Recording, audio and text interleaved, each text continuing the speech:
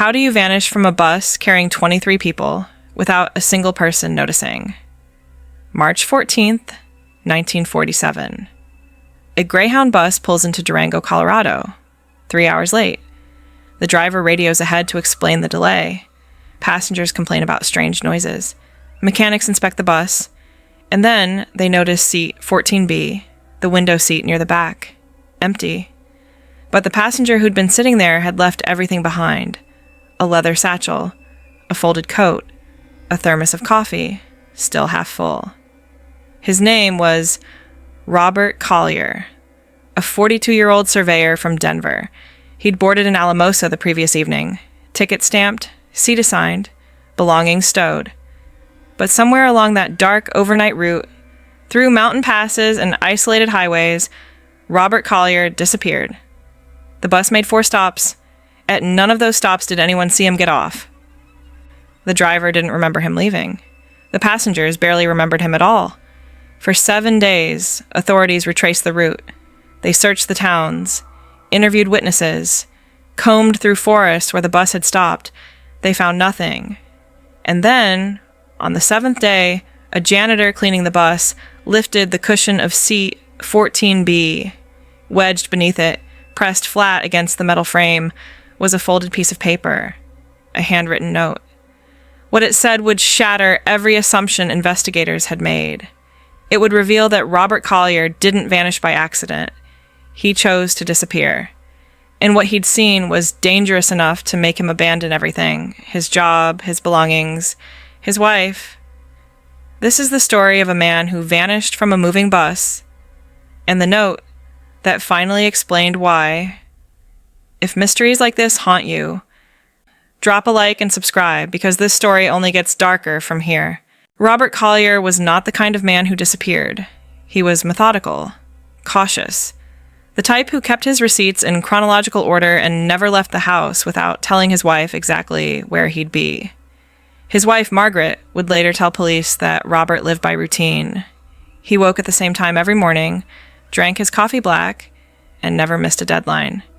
He worked for the Colorado Department of Highways as a land surveyor. It was steady, unglamorous work, measuring elevations, marking boundaries, ensuring that new roads wouldn't collapse into ravines or slide off mountainsides. Robert had been doing it for nearly 15 years, and he was good at it. Respected. Reliable. On March 12, 1947, Robert received an assignment. The county was planning to extend a service road into the San Juan National Forest, and they needed someone to survey a remote section near the Dolores River. It was a 2-day job. Robert packed his surveying equipment, a change of clothes, and his logbook. He told Margaret he'd take the overnight bus to Durango, complete the survey work, and return home by the 15th. She kissed him goodbye at the door. Robert took a local bus from Denver to Alamosa, a small town in the San Luis Valley. He arrived in the late afternoon and had dinner at a diner near the bus depot. The waitress would later remember him as polite and quiet. He paid in cash, left a modest tip, and walked to the Greyhound station. At 9:15 p.m., Robert boarded the overnight bus to Durango. According to the manifest, 23 passengers were on that bus. Most were traveling for work: miners, salesmen, a school teacher heading home for spring break. Robert took seat 14B, a window seat near the back. He placed his satchel on the floor, draped his coat over the armrest, and settled in for the long ride. The bus departed on schedule. The route from Alamosa to Durango was notoriously grueling, over 100 miles through winding mountain passes, much of it on narrow 2-lane roads with no guardrails. The bus made 4 scheduled stops: Pagosa Junction, South Fork, Wolf Creek Pass, and a rest area near the Piedra River. Each stop lasted 10 to 15 minutes, just long enough for passengers to stretch their legs and use the restroom. The driver, a man named Harold Bix, would later tell investigators that the trip had been uneventful. No mechanical trouble, no unruly passengers. The only unusual thing he remembered was a strange rattling noise coming from the undercarriage near Wolf Creek Pass. He'd pulled over twice to check it, but found nothing wrong. The bus arrived in Durango at 6:45 a.m. on March 13th, nearly 3 hours behind schedule. Passengers disembarked slowly, gathering their luggage and dispersing into the early morning chill. Harold Bix radioed the depot to report the delay and the mechanical issue. Then he locked up the bus and went home to sleep. It wasn't until later that morning, when the bus was being cleaned for its next route, that anyone noticed seat 14B. The leather satchel was still there. So was the coat. The thermos of coffee sat in the cup holder, still half full. But Robert Collier was gone. A depot worker checked the manifest and confirmed that Robert had never checked out at the Durango station. His belongings were turned over to Lost and Found. The depot manager tried calling the number listed on Robert's ticket reservation, but there was no answer. By the afternoon of March 14th, Margaret Collier had contacted the sheriff. She explained that Robert had been due to arrive in Durango the previous morning. He'd planned to complete his survey work and call her that evening. But she hadn't heard from him. His office hadn't heard from him either. Sheriff Tom Brennan opened a missing persons investigation, and what he would uncover over the next 7 days would haunt him for the rest of his life. Sheriff Brennan's first step was to interview the bus driver. Harold Bix was a 20-year veteran of Greyhound. He'd driven the Alamosa-Durango route more times than he could count, through blizzards and rock slides and every kind of weather imaginable. He was a careful man, thorough. If something unusual had happened on his bus, he would have noticed.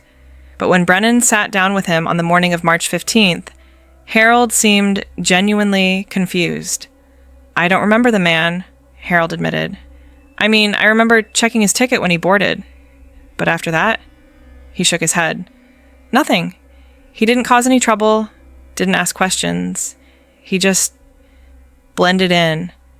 Brennan pressed him. "Did you see him get off at any of the stops?" Harold thought for a moment. "I can't say for sure. Passengers come and go." "I don't keep track of every phase." Brennan asked about the mechanical issue, the rattling noise Harold had reported. Harold frowned. That was strange. It started around Wolf Creek Pass. Sounded like something loose in the wheel well. I pulled over twice, checked underneath with a flashlight. Didn't see anything wrong, but the noise stopped after the second stop, so I kept going. "Where exactly did you stop?" "First time was just past the summit. Second time was about 10 miles down the west side, near that old rest area by the Piedra River." Brennan made a note. Wolf Creek Pass was one of the most remote stretches of the route, steep, winding, and heavily forested. If Robert had gotten off the bus there, it would explain why no one saw him at the scheduled stops. But why would he get off in the middle of nowhere? Brennan's next step was to interview the passengers. Most of them had already dispersed, miners heading to work camps, salesmen moving on to their next stops.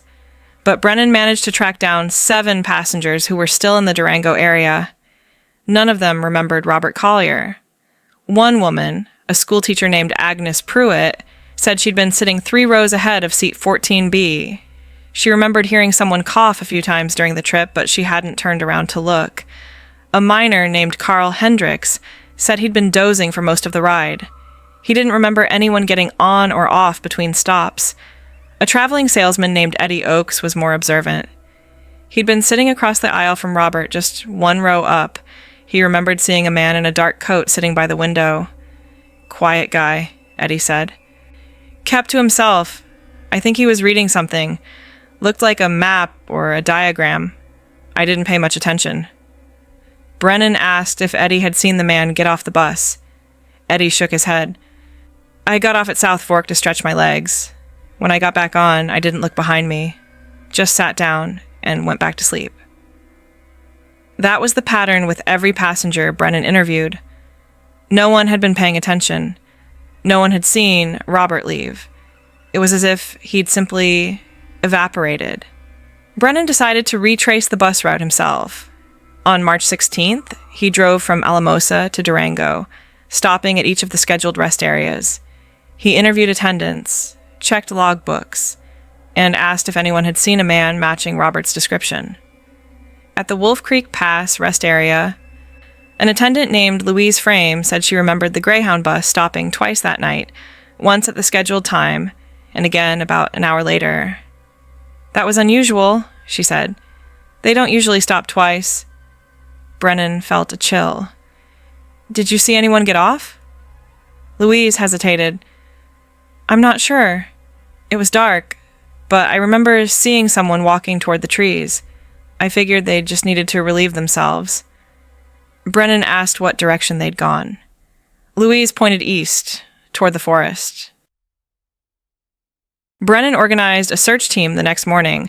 He focused on the area around Wolf Creek Pass, particularly the dense forest east of the rest area where Louise Frame had seen someone walking. The terrain was brutal, steep slopes, thick underbrush, and patches of snow still clinging to the shaded ravines.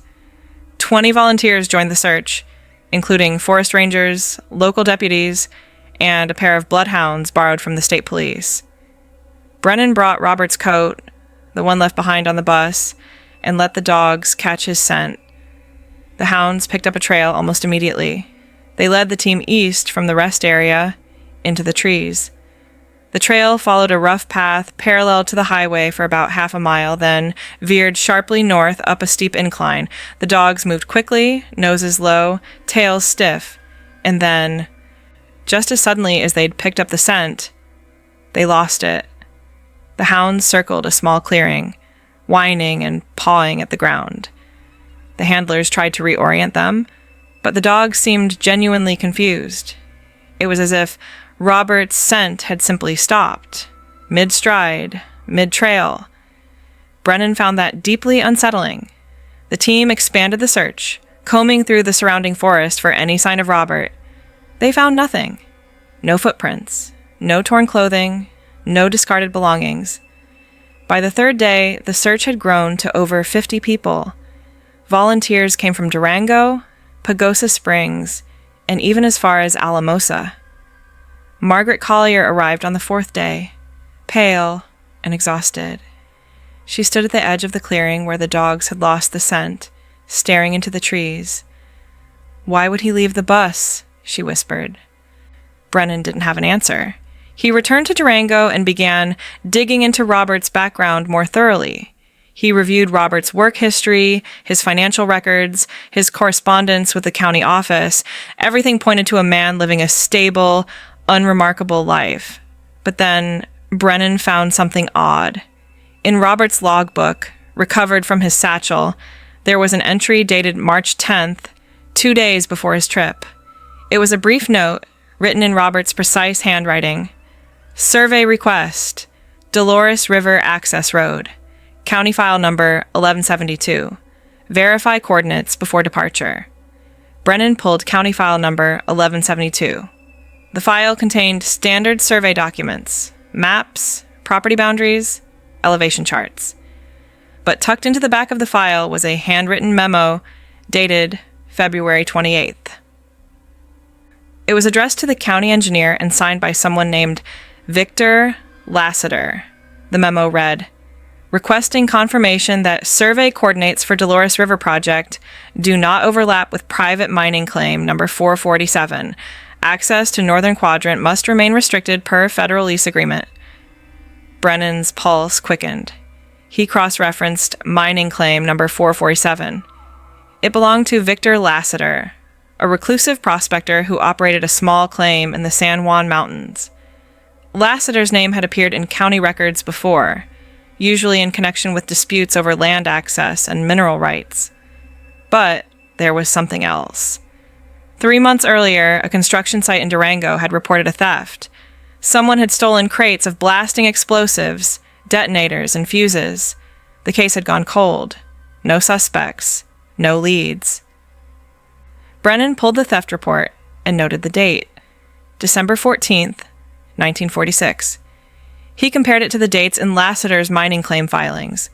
Lassiter had filed for an expansion of his claim on December 20th, just 6 days after the explosives were stolen. Brennan felt the pieces beginning to align. He drove to the county land office and requested a map of Lassiter's mining claim. When the clerk handed it to him, Brennan's blood ran cold. The northern boundary of Lassiter's claim ran within a quarter mile of the route Robert had been assigned to survey. If Robert had been doing his job, verifying coordinates, checking boundaries, he might have gotten too close.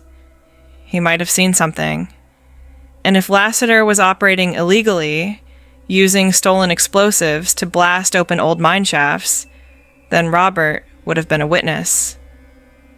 A witness who needed to disappear. Brennan decided to confront Victor Lassiter directly. He drove into the mountains on the morning of March 20th, following a rough access road that wound deep into the forest. Lassiter's cabin was remote, nearly 2 hours from the nearest town, accessible only by a rutted trail that barely qualified as a road. When Brennan arrived, the cabin was dark. The windows were shuttered. The door was locked with a heavy chain. Brennan knocked and called out Lassiter's name. No response. He walked the perimeter of the property. Behind the cabin, he found a cleared area where the ground had been recently disturbed. Fresh digging, tire tracks, and deep gouges in the earth from heavy equipment. Nearby, he found wooden crates stacked against a lean-to shed. Brennan pried one open. Inside, blasting caps, coils of fuse wire, and packages of dynamite, materials that matched the description of the stolen explosives from Durango. Brennan felt a surge of adrenaline. He'd found the connection. He returned to town and obtained a search warrant. 2 days later, he came back with a team of deputies. They forced open the cabin door and searched the interior. Inside, they found maps. Dozens of them, spread across a wooden table. The maps detailed old mining tunnels throughout the San Juan Range, tunnels that had been sealed by the Bureau of Mines decades earlier. Someone had been marking them, circling specific locations in red ink. One of those locations was less than a mile from where the Greyhound bus had stopped on Wolf Creek Pass. Brennan's theory solidified. Robert Collier had been surveying the Dolores River access road. At some point, either before his trip or during it, he'd realized that his survey coordinates overlapped with Lassiter's mining claim. He might have decided to investigate, to verify the boundaries, and he'd seen something he wasn't supposed to see. Brennan believed that Robert had gotten off the bus at Wolf Creek Pass, not because he was in danger, but because he'd spotted something suspicious near the route. Maybe he'd seen lights in the forest. Maybe he'd heard the sound of blasting. Whatever it was, Robert had made a decision. He'd stepped off the bus to investigate, and that decision had put him directly in Lassiter's path. Brennan issued a warrant for Victor Lassiter's arrest. But Lassiter had vanished. His cabin was abandoned. His truck was gone. It was as if he'd known the authorities were closing in. The search for Robert Collier continued, but hope was fading. Margaret Collier remained in Durango, waiting for news. She visited the bus depot every day, as if expecting Robert to walk through the door. And then, on March 21st, the 7th day since Robert's disappearance, a janitor named Floyd Messer was cleaning the Greyhound bus for its next route. Floyd had cleaned that bus a dozen times since Robert vanished, but this time, he decided to do a more thorough job. He pulled up the seat cushions in the back rows, checking for loose change or forgotten belongings. When he lifted the cushion of seat 14B, he saw something wedged beneath it, pressed flat against the metal frame. A folded piece of paper. Floyd pulled it free and unfolded it carefully. It was a handwritten note, written in pencil. The handwriting was shaky, hurried. It read, "I saw what they're doing in the old Silverton shaft. They know I saw. I can't report it. They'll know it was me. I'm getting off at Wolf Creek. I'll find another way home. Tell Margaret I'm sorry. Don't look for me. R." Floyd stared at the note for a long moment. Then he walked it straight to Sheriff Brennan's office. When Brennan read it, his hands trembled. Robert Collier hadn't been taken. He'd chosen to disappear. And the note explained why. Brennan immediately dispatched a team to the old Silverton shaft. The Silverton mine had been one of the largest silver operations in the San Juan Range during the late 1800s, but by the 1920s, the ore had run dry, and the mine was officially sealed by the Bureau of Mines. The entrance had been filled with concrete, the tunnels marked as hazardous, and the land declared off limits. But someone had reopened it. When Brennan and his deputies arrived at the site, they found fresh excavation work. The concrete seal had been chipped away, wooden support beams had been installed near the entrance. Tire tracks crisscrossed the clearing, and the ground was littered with discarded equipment, shovels, pickaxes, empty crates. Brennan descended into the shaft with 2 deputies and a pair of lanterns. The air inside was cold and stale. Water dripped from the ceiling, echoing in the darkness. They moved carefully, following the main tunnel deeper into the mountain. About 200 feet in, they found the first evidence: crates of explosives stacked against the tunnel wall, blasting caps, fuses, and something else, ore samples, freshly extracted, glinting with flecks of silver in the lantern light. Victor Lassiter had been illegally mining the Silverton shaft, using stolen explosives to blast through the old sealed tunnels. It was a dangerous, reckless operation, and highly illegal. If caught, Lassiter would face federal charges, and Robert Collier had stumbled onto it. Brennan pieced together the timeline. Robert had boarded the bus in Alamosa on the evening of March 12th. Sometime during the overnight trip, probably near Wolf Creek Pass, he'd seen something. Lights in the forest, maybe, or the sound of blasting echoing through the mountains. Robert was a surveyor. He knew the terrain. He would have recognized that the activity was coming from a sealed mine, a mine that should have been abandoned. So he'd made a decision. He'd gotten off the bus at the unscheduled stop, the one Harold Bix had made to check the rattling noise. Robert had slipped off quietly, while the other passengers were dozing or distracted. He'd walked into the forest, following the sound or the lights, trying to confirm what he'd seen. And he'd confirmed it. He'd seen Lassiter's operation, the stolen explosives, the illegal mining, and he'd realized that if he reported it, he'd be putting himself and Margaret in danger. Lassiter would know who had turned him in, and men like Lassiter didn't take kindly to witnesses. So Robert had written the note, hidden it under his seat, and disappeared into the wilderness. He'd chosen to vanish rather than risk his life, or Margaret's. Brennan felt a deep, gnawing sadness. Robert Collier wasn't a victim of foul play. He was a man who'd been forced to make an impossible choice, and he'd chosen survival over everything else. Brennan issued a federal warrant for Victor Lassiter's arrest, but Lassiter was never found. His truck was discovered abandoned near the New Mexico border 2 weeks later, but there was no sign of the man himself. Most investigators believed Lassiter had fled into Mexico, taking whatever money he'd made from the illegal mining operation and disappearing across the border. The case remained open, but with no suspect and no body, there was little more the authorities could do. Margaret Collier was informed of the findings. Brennan sat across from her in his office and explained what they believed had happened, that Robert had witnessed something dangerous, that he'd chosen to disappear rather than risk his life or hers. She listened in silence, her hands folded in her lap. "Do you think he's still alive?" she asked finally. Brennan hesitated. "I think he made the only choice he felt he could make," he said carefully, "and I think he did it to protect you." Margaret nodded slowly. She didn't cry. She just stared out the window at the mountains in the distance. 2 weeks later, a letter arrived at the sheriff's office. The letter was postmarked from Albuquerque, New Mexico. There was no return address. Inside was a single, handwritten line: "I'm safe. Don't look for me. R." Sheriff Brennan showed the letter to Margaret Collier. She read it once, then pressed it to her chest and wept. She never saw her husband again. Margaret Collier lived the rest of her life in Denver, working as a school teacher and keeping Robert's photograph on her mantle.